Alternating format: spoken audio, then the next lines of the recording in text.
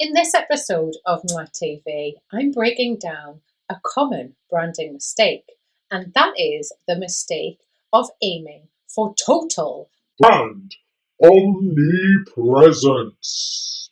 This can be such a tall order to try and achieve with any small business. When you spread yourself too thin, results are rarely going to be big or profitable. Let's get into this. Are you ready?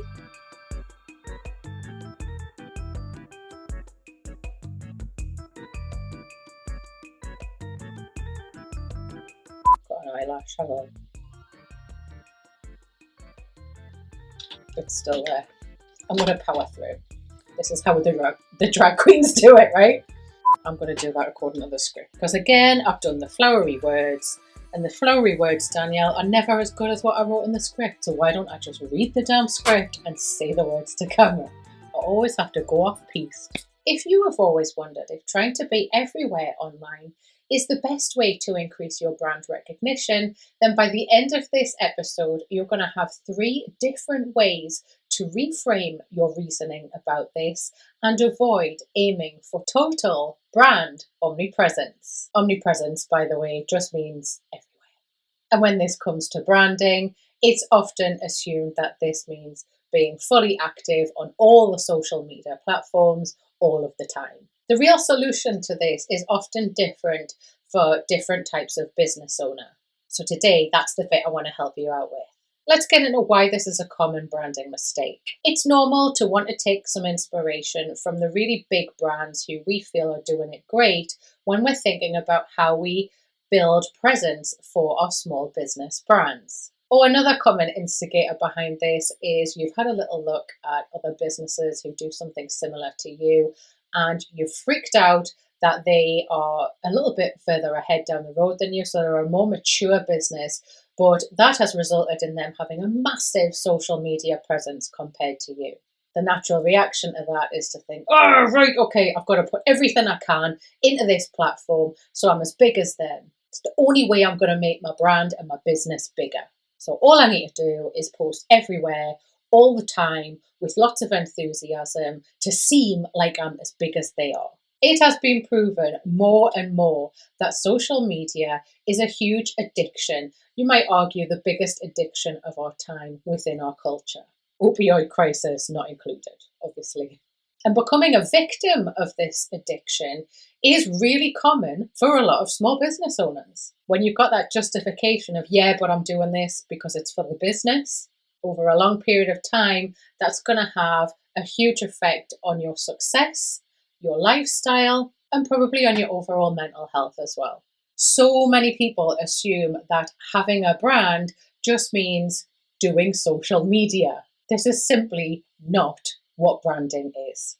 Social media is part of articulating your brand. You might say that being on a single social media platform like Instagram or LinkedIn are both single touch points for your brand. There are scores of other types of touch points that you can use as part of building the articulation of your brand. The strategic part of building a brand, also known as branding strategy, is navigating all of those different touchpoint options and figuring out which repertoire of those options is going to work best to get you to where you want to be with the most impact and profitability and overall effectiveness. If you've just found out that all of your social media stuff is not your brand, I really want you to consider subscribing to Mwah TV. Maybe you're feeling a little bit curious about what else your brand should be comprised of.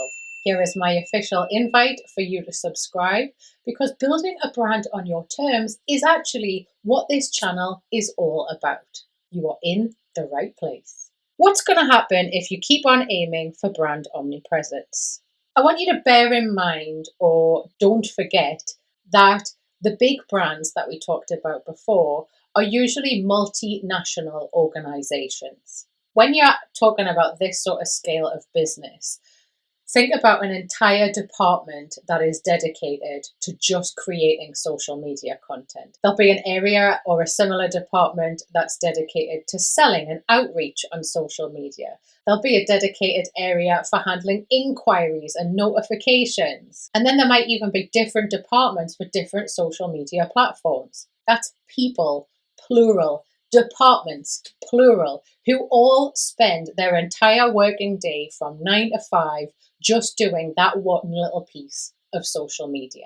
We know as a small business, it ain't like that here, is it? You have to navigate between lots of different departments within your business, sometimes completely alone, to keep the business alive and working and generating sales. Even when we get to the point of being able to pay to enlist the help of more junior members of staff, or maybe with virtual suppliers, all of those people still need direction from you on a regular basis. When you start looking at it this way, you're able to see that going for that omnipresence means you have to be taking time away from something more important, like driving sales or creating a truly branded experience for your customers. So when you keep on ignoring this and instead continue trying to be everywhere all of the time, you are deprioritizing working on the activities needed in your business to grow it faster and affirm your brand in a much more profitable way.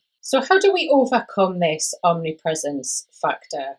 I've got 6 ways to get started. Number 1, you've probably just done it right now.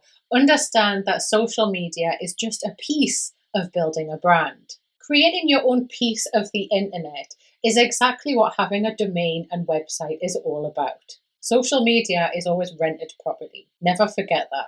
You want to use it to drive traffic online to your piece of the internet, your website. And when they get there, the customer has a delightful experience and learns all about you and the different ways that they can buy from you. There's lots of other ways to build up your SEO or search engine optimization other than just social media. You could be an expert guest on a really popular show. You could start creating your own primary content. You could appear in highly performing directories for your industry. You might have a great score on a review site, or you might want to build a personable presence by being an active member of a membership.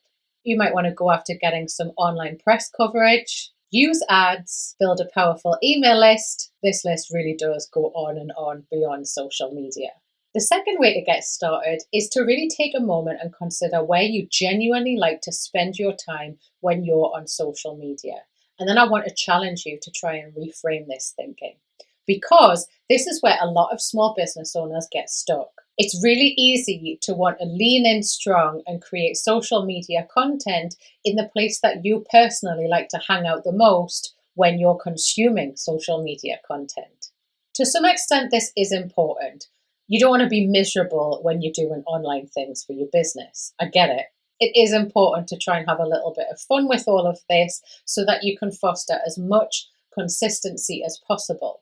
But this leads me on quickly to my next point, which is the third way to get started. Consider where your customer likes to hang out on social media and then reframe that.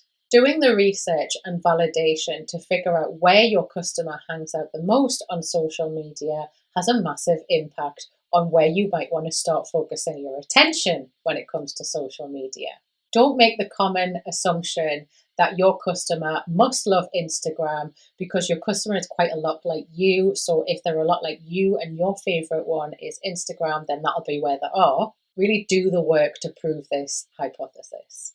Then if the results show something different or something wildly different, you need to do the work to make sure that you start hanging out where they are more. It could be that it's a totally new platform for you, or it's a platform you've always hated, in which case you're going to need to plan in some time to really get to understand it better so that any work that you do commit to doing on there is going to pay off for you well. The fourth way to get started with this is to start embracing simple repurposing to the less important social media platforms. You don't have to totally avoid other platforms when you're trying to tackle this omnipresence. Maybe you've toiled for years at building up quite a decent following on a lot of different platforms, and it feels like a crazy idea to just delete them. I'm not telling you to do that, not by any stretch. What I want you to do is instead deprioritize them, and the less important ones is where the repurposed content will go.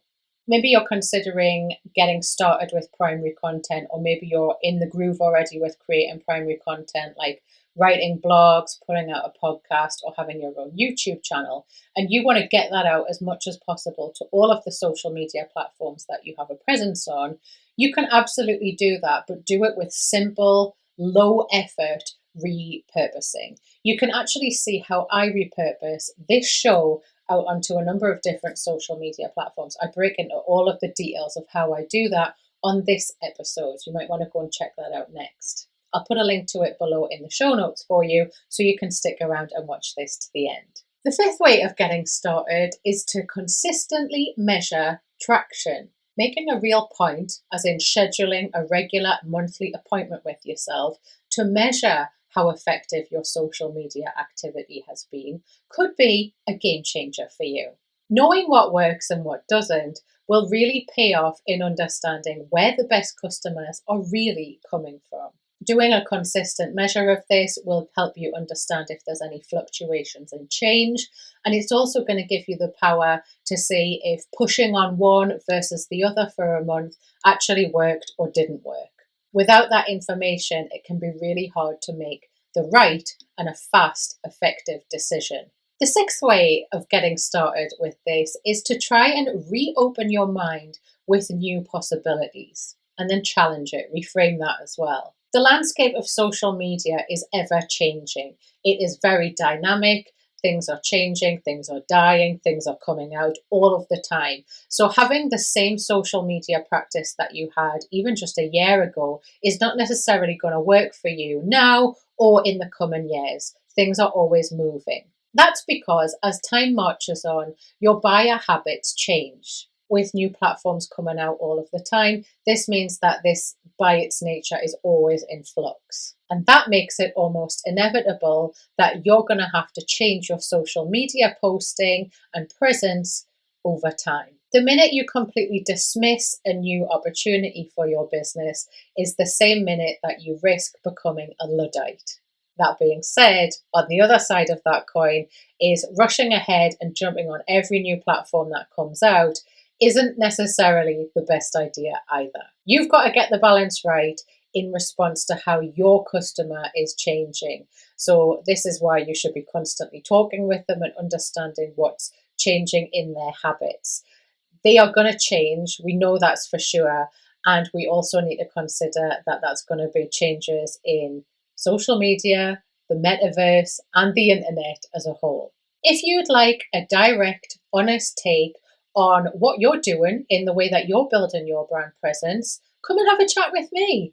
You can book in for a free cyber cocktail appointment at any old time, and this is a great opportunity to introduce me to your brand and your business. To book a session for yourself, just head on over to www.laurapearman.com/cyber-cocktail. Pick a date and a time on the calendar, fill in the form, and you're ready to rock. What are the benefits of starting to avoid this drive of brand omnipresence? The benefits of getting a more pinpointed focus on where you are proactively building your brand presence are enormous. Doing this is going to give you more time to do the things that matter and let go of the things that you know don't yield results. Make you more astute about how your brand presence changes over time based on facts and figures, not just intuition and your own personal preferences. It's going to make you happier and more excited about being creative in a way that you know works. It's going to mean that you show up more to your ideal customers.